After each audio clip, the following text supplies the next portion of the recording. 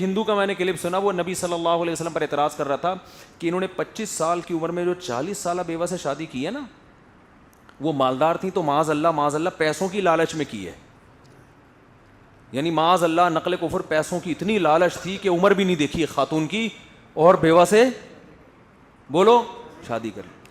اس کا کتنا آسان جواب ہے کہ پھر تو آپ کی زندگی بڑی ٹھاٹ باٹ ہونی چاہیے تھی. جو پیسوں کی لالچ میں کوئی کام کرتا ہے تو پیسہ رکھتا بھی ہے نا, وہ کیا خیال ہے, اس کا تو بڑا بنگلہ ہوتا ہے, اس کے تو ٹھاٹ باٹ شاہانہ زندگی. ادھر حالت کیا ہے, گھر میں آ رہے ہیں کھانے کو روٹی نہیں ہے. یا رب صل وسلم دائما ابدا علی حبیبی. جو تعریف کی چیز تھی کہ 25 سال میں ہو کے بھی خواہش نفسانیہ سے ذرہ برابر مغلوب نہیں ہے, بیوہ سے نکاح کر رہے ہیں, جو تعریف کی عقل استعمال کرے گا تو کہے گا یہی نبوت کی دلیل ہے. لیکن جو بے عقل ہوگا وہ اچھی چیزوں میں بھی عیب تلاش کرتا رہتا ہے. یبغونہا عوجا, قرآن کہتا ہے کہ یہ غیر مسلم قرآن میں کجی تلاش کرتے رہتے ہیں.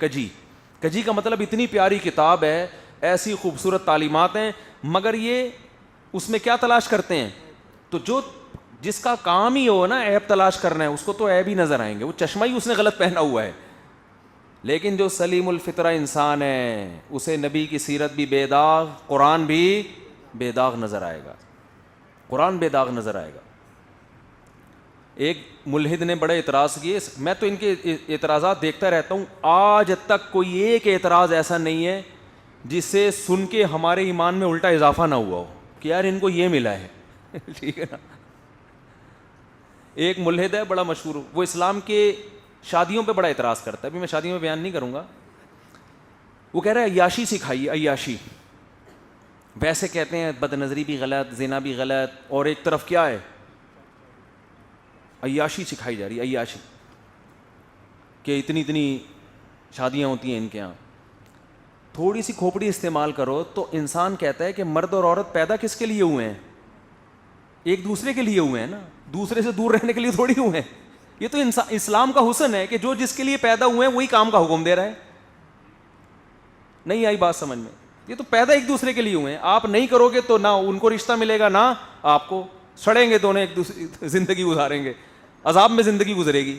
اسلام میں تو بالکل نیچر کے مطابق بھائی جس کے لیے مرد اور عورت ایک دوسرے کے لیے پیدا ہوئے ہیں تو کرو گے تو ایک دوسرے کے لیے زندگی گزرے گی نا. نکاح کرو گے تو, نہیں کرو گے تو سڑتے رہو. جیسے آج کل ہو رہا ہے, مرد بھی سڑ رہا ہے بیٹھ کے اور لڑکیاں بھی سڑ رہی ہیں, شادیاں ہی نہیں ہو رہی ہوں. تو کرے گا تو ہوگی نا شادی. تو جو اسلام کی خوبیاں ہیں ان کو توڑ موڑ کے کیا بنا کے پیش کرتے ہیں, بولو نا, خامیاں. ہر اعتراض میں ایسا ہی ہے. میں تو ان کے جو اعتراض سنتا ہوں نا الحمدللہ اسی میں, جب یہ کہتے ہیں امی عائشہ اتنی کم عمر کی لڑکی سے محمد صلی اللہ علیہ وسلم نے نکاح کیا, یہ بہت زیادہ اعتراض کیا جاتا ہے. معاذ اللہ نقل کفر, یہ بھی عیاشی ہے. خوبی یہ ہے کہ 50 سال کی عمر میں ایک 9 سالہ لڑکی سے نکاح کیا, مگر اس لڑکی کو کیسا عشق ہوا ہے اپنے شوہر سے. آج عمر میں اتنا فرق ہو, اس کے بعد کوئی عورت اپنے شوہر سے ایسا عشق جیسی محبت کرے گی جیسی امی عائشہ نے نبی سے کی ہے.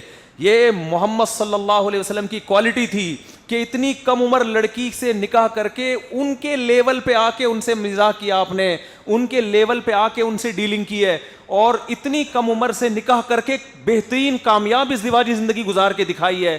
آج تو میچنگ کی شادیاں ناکام ہو رہی ہیں, اور یہ بظاہر جو میچنگ کی نہیں تھی, بظاہر جو میچنگ کی نہیں تھی, اس کو ایسا کامیاب کر کے بتایا ہے کہ آپ تو یہ اعتراض کر رہے ہو امی عائشہ پر کہ اتنی بڑی عمر کے آدمی نے معاذ اللہ آپ سے شادی کر لی. وہ کہیں گی بھائی یہ میرے اوپر احسان کیا ہے, اس سے بہترین رشتہ میرے لیے زندگی میں کوئی ہو نہیں سکتا. ان کو تو اختیار دیا جا رہا ہے, نبی نے بعد میں اختیار دیا, بھائی میرے تو یہ گھر میں فاقے پڑیں گے. جتنی زوجات ہیں نا, نبی نے سب کو بٹھا کے کہا کہ جب گھر میں فاقے آنا شروع ہوئے نا, امہات المومنین نے کہا بھائی یہ کیا مسئلہ ہے بھائی کھانا پینا کیا ہو رہا ہے, یہ تو بہت مسئلہ ہو رہا ہے.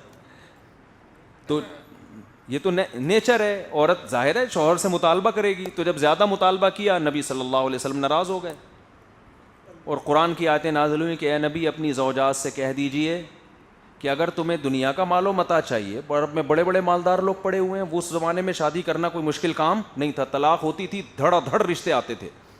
فتعالینا امتعکن واسرحکن سراحا جمیلا، آؤ میں تمہیں نکاح ختم کر دیتا ہوں، طلاق دے دیتا ہوں، اور کچھ مال و متاع دے کے رخصت کر دیتا ہوں، جہاں چاہے نکاح کرو، لیکن اگر میرے ساتھ زندگی گزارنی ہے تو میں بھی انہی فاقوں میں اور تم بھی انہی فاقوں۔ تو ساری زوجات کو نبی نے کہا کہ سب سے مشورہ کر کے بتاؤ، سب نے کیا ہوگا کیا واللہ عالم، سب نے کہا نہیں جی ہم نے آپ کے ساتھ رہنا ہے۔ جب امی عائشہ کو کہا گیا نا، نبی نے فرمایا کہ اے عائشہ جاؤ اپنے گھر میں مشورہ کر لو، جلد بازی فیصلے میں بولو نہ کرو، آپشن ہے۔ آپ کہہ سکتے ہیں کہ طلاق کا دھبا سے بچنا چاہتی تھی، اس زمانے میں طلاق کوئی اتنا بڑا دھبا یہ ہمارا دور نہیں تھا، ایک ایک آدمی کی 4 بیویاں ہوتی تھیں، وہ تو دھڑا ادھر ایک نے چھوڑا 10 رشتے لائن سے لگے ہوئے ہوتے تھے، آپ اس کلچر میں جا کے سوچو۔ تو امی عائشہ نے جواب میں یہ نہیں فرمایا کہ میری تو شادی غلط ہوئی تھی، میں تو اس بھی ابھی تک پریشان تھی، آپ کی عمر 49 سال تھی، میں 9 سال کی تھی، تو یہ تو غامدی کو تعویلات کرنی پڑ رہی ہیں کہ نہیں جی 9 نہیں بلکہ بخاری کی حدیث کا انکار کر رہا ہے کہ نہیں جی 16 سال تھی ٹھیک ہے نا، یہ تو معاذ اللہ نقل کفر، اتنی غلط شادی ہوئی تھی کہ بعد میں غامدی صاحب کو بھی بخاری کی حدیث چھوڑنی پڑے گی اس بارے میں۔ تو یہ تو ویسے ہی میں، آپ نے تو بالکل وہی بات کی جو میرے دل میں تھی، نا نا نا نا نا نا۔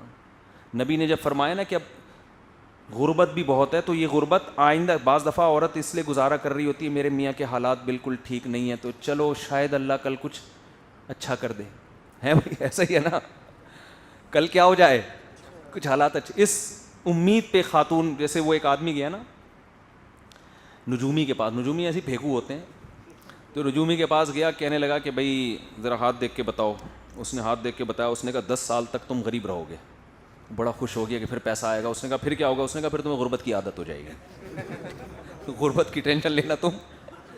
تو بعض عورتیں اپنے میاں، غریب میاں کو اس لیے برداشت کیا ہوا ہے شاید کل اللہ حالات درست کر دے۔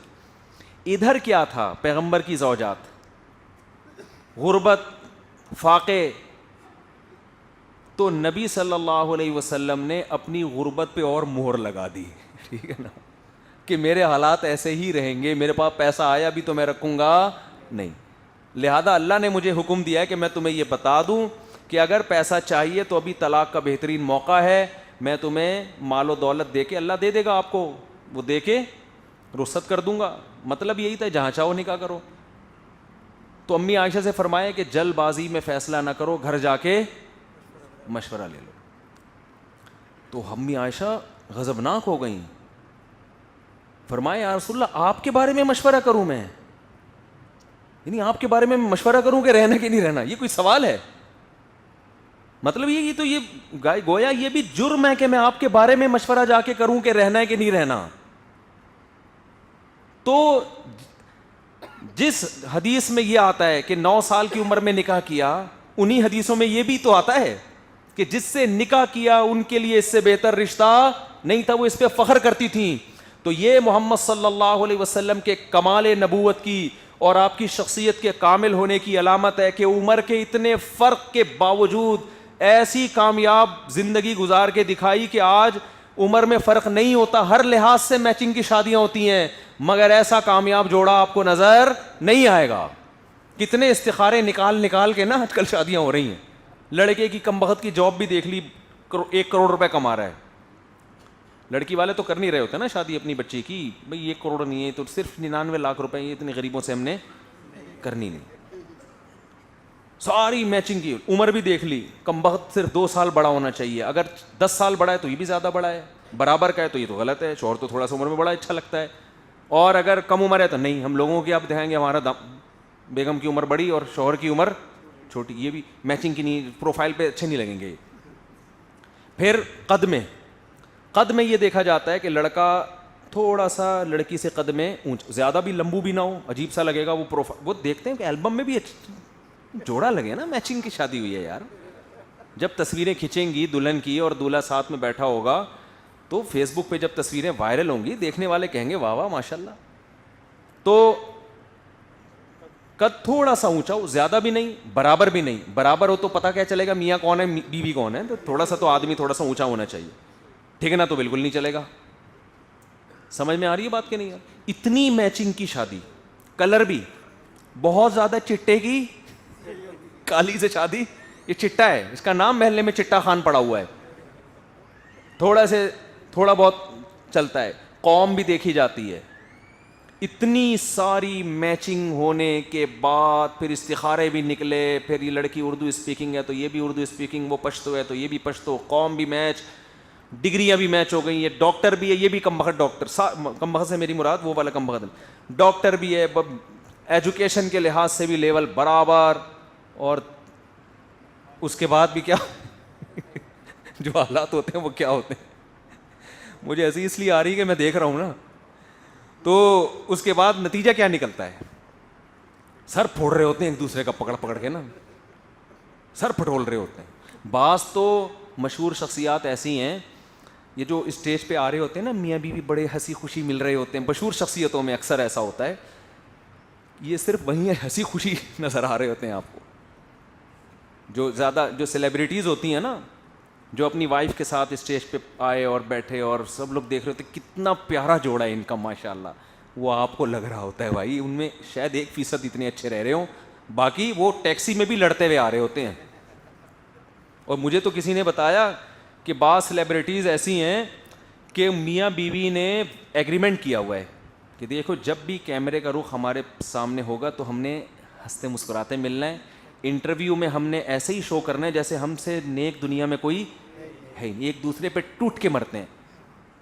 باقی جیسے ہی پروگرام ختم ہو تم اپنی اماں کے گھر اور میں اپنے ابا کے گھر, ایک گھر میں رہتے بھی نہیں ہیں, ایگریمنٹ ہوئے ہیں بعض لوگوں کے. مفتی طارق مسعود صاحب کے بیانات سننے کے لیے youtube.com/مفتی طارق مسعود کو سبسکرائب کریں, اور اگر آپ لائیو ویڈیو کو کبھی بھی مس نہیں کرنا چاہتے ہیں تو سبسکرائب کرنے کے بعد بیل آئیکن پہ کلک کرنا مت بھولیں. جزاک اللہ.